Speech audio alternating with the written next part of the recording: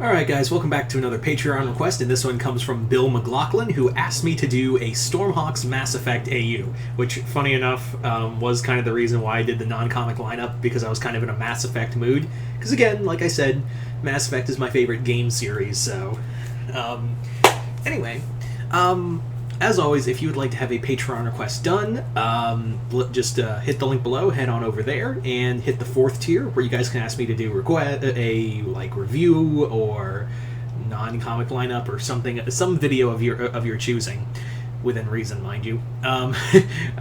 This is YouTube, not OnlyFans. I've been waiting to make that joke. Anyway, so yeah, and also you'll get exclusive content over on Patreon as well. So, let's get into it with this Stormhawks Mass Effect AU. So this is not a crossover, it's more of an AU crossover. Anyway, so this story is basically set in between the events of Mass Effect 1 and 2. And essentially what it is that in this story, Arrow is a member of the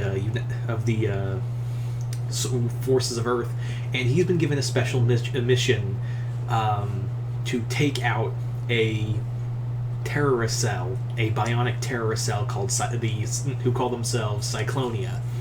And essentially what they are is, like I said, they're a rogue bionic group who were military trained, but one of the bionics, named Lark, who took on the name Cyclonus, her and several others broke out and are now creating like a terrorist cell, because what they want to do is essentially they're an anarchy group, and they're more or less trying to break the ties between Earth and the other Citadel Alliance members.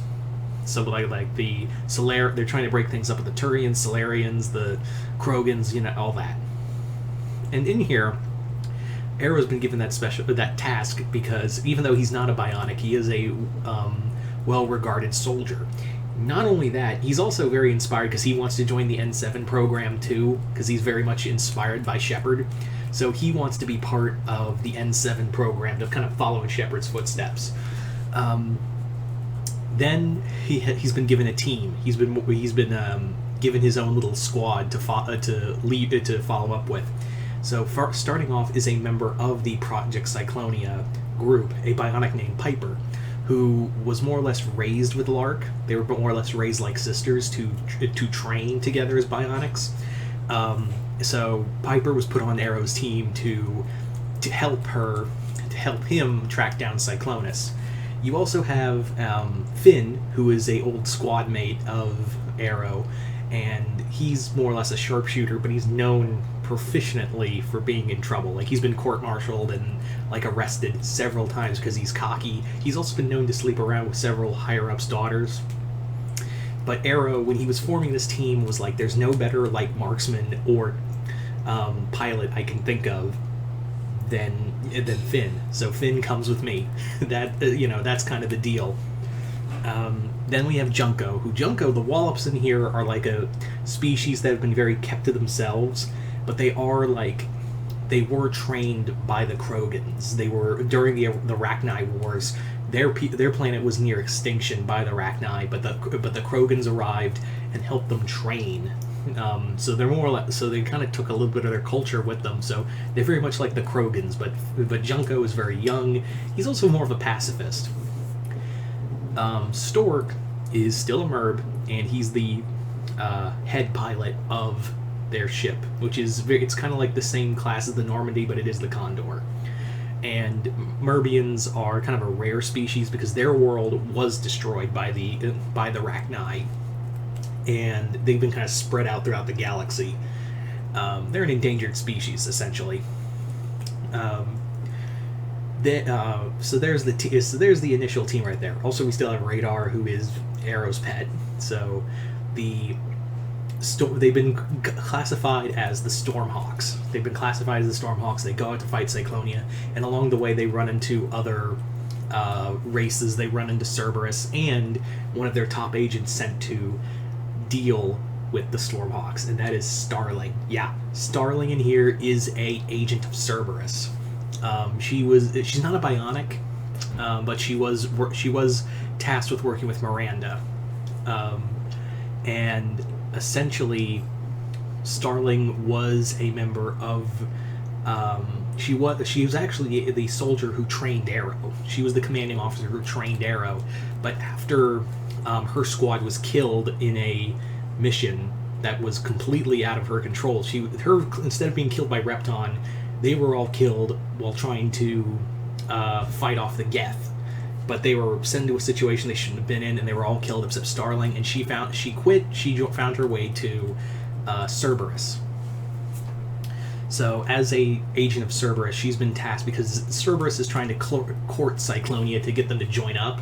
Because what's better than having a all-powerful bionic on your team? And that is so. Starling, however, she understands that that's a bad idea.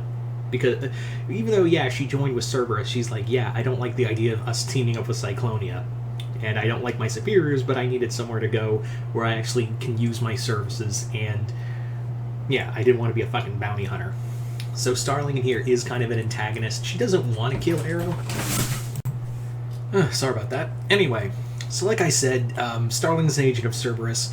You also have Repton and his brothers, who are a group of bounty hunters hired by Cerberus to more or less be an elimination squad in case Starling failed, as well as take out these guys. So that's more or less the story on a whole, is that it's there's a little more to it I forgot to mention.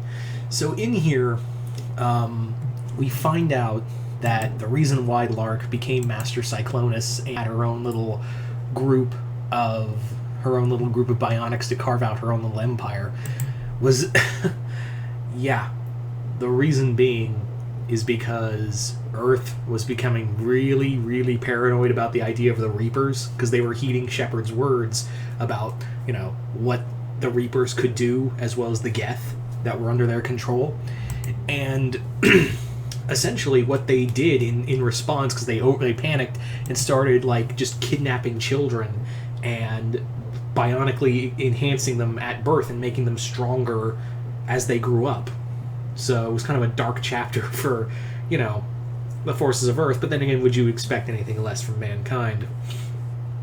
So that's why Lark became Cyclonus. That's why she's trying to join a Cerberus. And there's a little more, because Cyclonus reveals there's a little more to her grand master plan. What she really wants to do is link minds with the Reapers and join them, not Cerberus, so she could help the Reapers because she's on a scorched earth policy right now.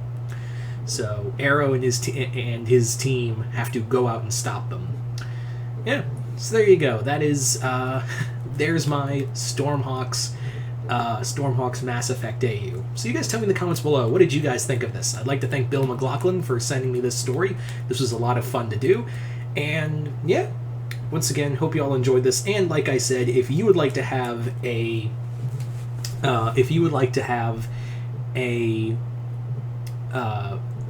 request done by me, head on over to my Patreon, hit the link below, and hit the 4th tier. There you can send videos and check out all the other stuff, all the other exclusive content over on Patreon. Other than that, I'm Mr. Multiverse. I'll see you next time in the Multiverse.